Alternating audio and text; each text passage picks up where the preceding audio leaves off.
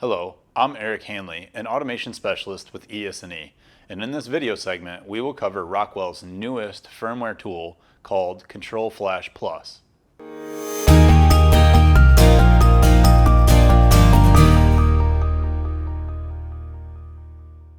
ControlFlash Plus is used to update firmware in all Rockwell products. The original ControlFlash software has been around since the release of RS Logic software over 2 decades ago. Before we begin, ES&E offers online training through YouTube.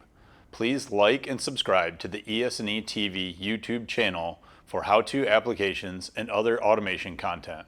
The newer ControlFlash Plus software was first released in April 2018 and contained some drastic improvements over the original ControlFlash software. Some major enhancements have been the direct connection to the Rockwell Download Center so that you do not need to maintain all the current versions of firmware on your computer.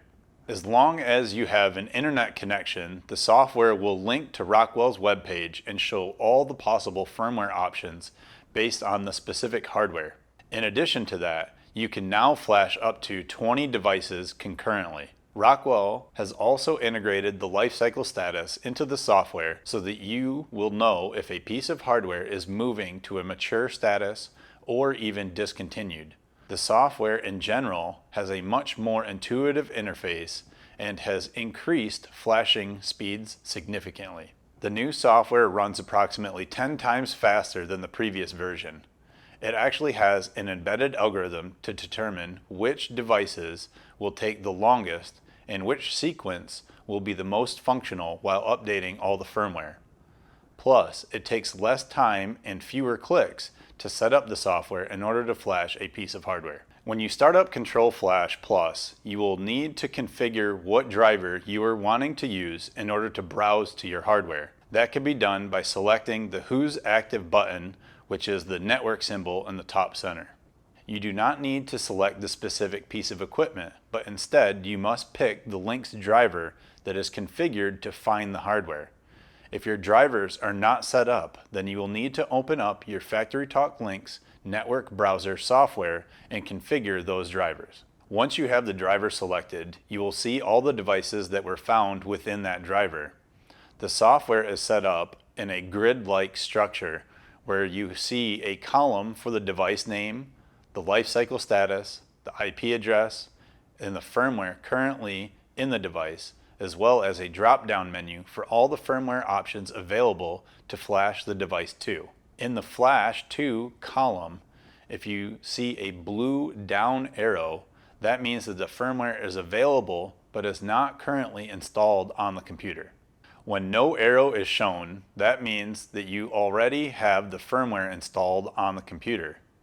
If you need to download the firmware, you can look in the bottom left corner of the software where there is an indicator with the connection status to Rockwell's Download Center. If the color is red, that means you do not have internet access.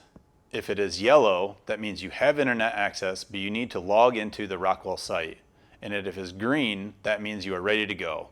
Once you select the device checkbox located on the far left column and ensure you have the proper firmware, you can then hit the Next button.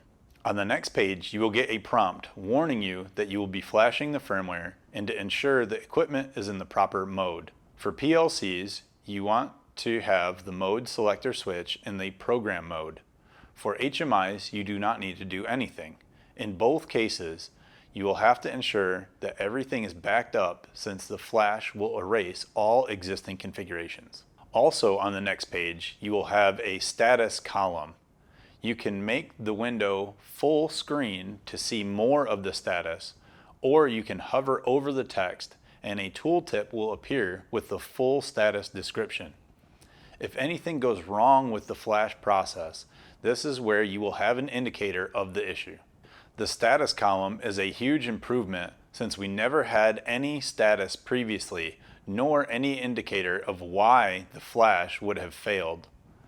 Once you have everything set up, you simply need to press the flash button located on the bottom of the window. Within the software, you can also manage firmware on a different tab to show all the firmware that is currently installed on your computer. Or you can favorite a firmware if you consistently need to flash to that same firmware. Thanks for watching, and if you have any questions, please contact your local ES&E account manager or automation specialist.